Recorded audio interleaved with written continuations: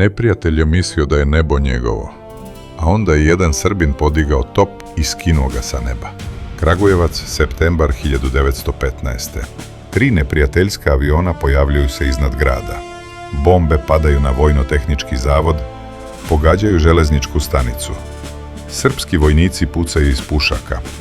Mitraljezi tuku ka nebu, ali avion ne pada. Tada na položaju kod Metinog brda stoji artiljerac Radoje Ljutovac.